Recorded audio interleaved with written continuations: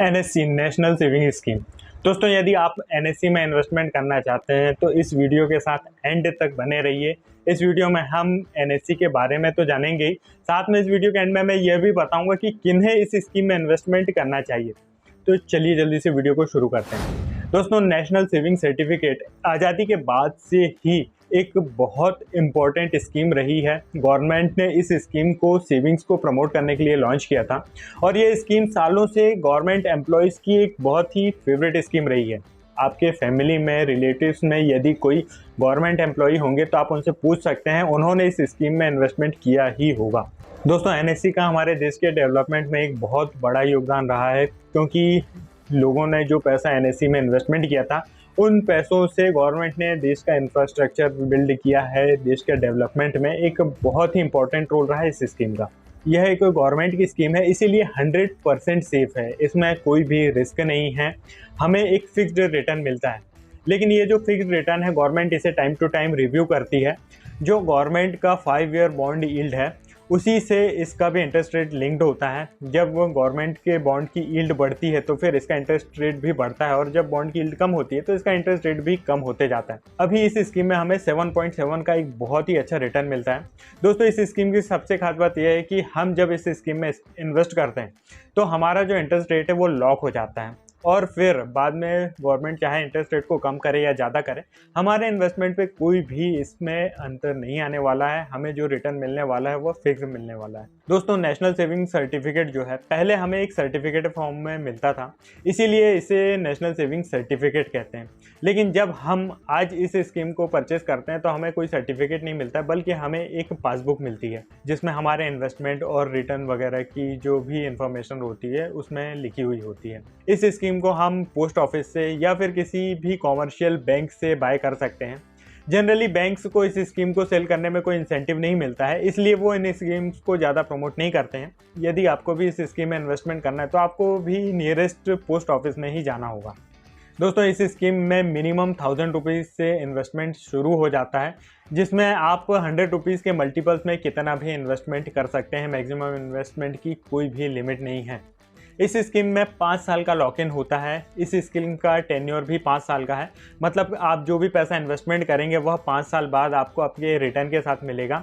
इस स्कीम में आपने जो इन्वेस्टमेंट किया है उसे प्री मैच्योर विड्रॉल नहीं कर सकते हैं। आपको 5 साल तक का लॉक इन रहेगा। 5 साल के बाद ही आप इस स्कीम से इन्वेस्टमेंट अपना विड्रॉ कर पाएंगे। लेकिन इस स्कीम में एक सबसे अच्छा एडवांटेज यह है कि आप किसी भी बैंक या फिर फाइनेंशियल इंस्टीट्यूशन में इसे गिरवी रख के प्लेज करके आप आसानी से लोन ले सकते हैं।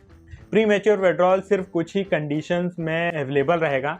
यदि जो इन्वेस्टमेंट होल्डर है जिसने इस स्कीम में इन्वेस्टमेंट किया है, यदि उसकी डेथ हो जाती है तो फिर जो प्री मैच्योर विड्रॉल है हो सकता है, या फिर आपने इस स्कीम को गिरवी रख के कहीं से लोन लिया है और आप उस लोन को रीपे नहीं कर पाएंगे तो भी वो जो फाइनेंशियल इंस्टीट्यूशन है उसे फोरफीट करके, जब्त करके इस स्कीम से प्रीमैच्योर विड्रॉल कर सकता है। या फिर जिसने भी इन्वेस्टमेंट किया है वो किसी स्कैम या फ्रॉड में इन्वॉल्व होता है और उस फ्रॉड की वसूली के लिए कोर्ट के ऑर्डर से भी इस स्कीम से इन्वेस्टमेंट प्रीमैच्योरली विड्रॉल किया जा सकता है। यह स्कीम नॉन ट्रांसफरेबल है, आप किसी और के नाम में इसे ट्रांसफ़र नहीं कर सकते हैं।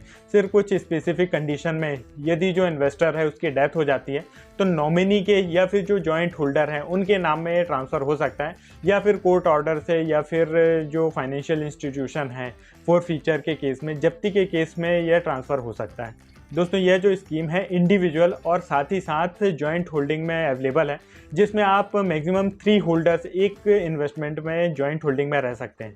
इस स्कीम में 10 साल से ऊपर का कोई भी व्यक्ति अपने नाम से इन्वेस्टमेंट कर सकता है। इस स्कीम में आप माइनर के नाम से भी इन्वेस्टमेंट कर सकते हैं। माइनर के केस में गार्जियन के नाम में इन्वेस्टमेंट होगा, और यदि 10 साल से ऊपर की एज है तो फिर उस माइनर के नाम से भी इन्वेस्टमेंट होगा, बट उसमें जो गार्जियन का नेम है मेंशन होना ज़रूरी है। दोस्तों, इस स्कीम का सबसे बड़ा एडवांटेज यह है कि इस स्कीम में हमें टैक्स बेनिफिट मिलता है। इनकम टैक्स सेक्शन 80C में इस स्कीम का जो भी इन्वेस्टमेंट है हमें टैक्स रिबेट के लिए एलिजिबल होता है। लेकिन इस स्कीम में जो भी हमें इंटरेस्ट रिसीव होता है वह टैक्सेबल होता है, जो कि हमारे इनकम टैक्स स्लैब के अकॉर्डिंग टैक्सेबल होता है। इस स्कीम में हमें जो भी इनकम रिसीव होती है वह हमारे इनकम में ऐड कर दिया जाता है और टैक्स स्लैब के अकॉर्डिंग उसमें टैक्स एप्लीकेबल रहता है। दोस्तों, यदि आप ऐसे इन्वेस्टर हैं जो अपने इन्वेस्टमेंट में बिल्कुल भी रिस्क नहीं लेना चाहते हैं, आपका रिस्क एपेटाइट बहुत कम है, तो आप इस स्कीम में बिल्कुल भी इन्वेस्टमेंट कर सकते हैं। यदि आप यंग एज में हैं और अपने फ्यूचर ग्रोथ के लिए इक्विटीज़ में या फिर म्यूचुअल फंड्स में इन्वेस्टमेंट करते हैं, तो भी आपको इस स्कीम में इन्वेस्टमेंट करना चाहिए, क्योंकि ग्रोथ के साथ हमें हमारे पोर्टफोलियो में स्टेबिलिटी की भी ज़रूरत होती है। दोस्तों, ये जो गवर्नमेंट स्कीम होती है हमारी जो फाइनेंशियल प्लानिंग का एक बहुत इंपॉर्टेंट पार्ट हो सकती हैं। इन स्कीम्स में इन्वेस्टमेंट करके भी हम हमारे फाइनेंशियल गोल्स की प्लानिंग कर सकते हैं। ये बात अलग है कि दोस्तों इन स्कीम में पहले के समय में बहुत अच्छे रिटर्न मिलते थे, 10-12% तक के रिटर्न मिलते थे। अब जो इन स्कीम्स में रिटर्न मिलते हैं काफ़ी कम है और यह जो रिटर्न होते हैं लगभग इन्फ्लेशन के बराबर ही होते हैं। ऐसे में यदि हम इन्फ्लेशन एडजस्टेड रिटर्न की बात करें तो वो ना के बराबर ही होते हैं। ऐसे में हम अपने इन्वेस्टमेंट में बहुत ज़्यादा ग्रोथ की उम्मीद नहीं कर सकते हैं, एक्सपेक्टेशंस नहीं रख सकते हैं। इसीलिए यदि हम यंग एज में हैं और फ्यूचर के फाइनेंशियल गोल्स के लिए सेविंग्स करना चाहते हैं, हमारे जो फ्यूचर के फाइनेंशियल गोल्स हैं उन्हें अचीव करना चाहते हैं, तो फिर हमने गवर्नमेंट स्कीम्स के साथ साथ म्यूचुअल फंड्स में, इक्विटीज़ में भी इन्वेस्टमेंट करना चाहिए। दोस्तों, जो एनएससी के सर्टिफिकेट हैं इन्हें हम फिक्स्ड डिपॉजिट से भी कंपेयर कर सकते हैं, जहां फिक्स्ड डिपॉजिट में हमें 1 साल, 2 साल, 4 साल, 5 साल के टेन्योर मिलते हैं। एनएससी में फिक्स्ड 5 ईयर का टेन्योर है।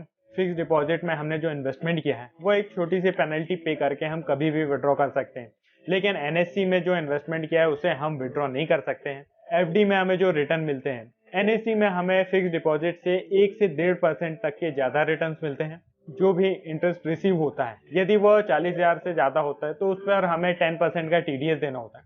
वहीं एनएससी से हमें जो भी इंटरेस्ट रिसीव होता है उस पर कोई भी टीडीएस देना नहीं होता है। दोस्तों, इस स्कीम से रिलेटेड आपका कोई भी डाउट है तो आप नीचे कमेंट करके पूछ सकते हैं। दोस्तों, यदि आप एक प्रॉपर फाइनेंशियल प्लानिंग के साथ इन्वेस्टमेंट करना चाहते हैं तो आप हमारी टीम से कांटेक्ट करके अपने लिए एक फुल प्रूफ अपनी फाइनेंशियल सिचुएशन के अकॉर्डिंग एक फाइनेंशियल प्लान बनवा सकते हैं, जिसमें हम आपकी फाइनेंशियल सिचुएशन के और आपके रिस्क एपेटाइट के अकॉर्डिंग आपको जो इंस्ट्रूमेंट्स हैं वो रिकमेंड करते हैं आपके फ्यूचर फाइनेंशियल गोल्स के लिए। दोस्तों, यदि अभी तक चैनल को सब्सक्राइब नहीं किया तो चैनल को सब्सक्राइब कर ही लें, क्योंकि इस चैनल में हम government schemes, mutual fund, investment और पर्सनल फाइनेंस से रिलेटेड बहुत सारे वीडियोस लाते रहते हैं, जो कि आपके इन्वेस्टमेंट और फाइनेंशियल लाइफ के लिए बहुत ही हेल्पफुल हो सकते हैं। दोस्तों, आज के लिए बस इतना ही। मिलते हैं नेक्स्ट वीडियो में। धन्यवाद।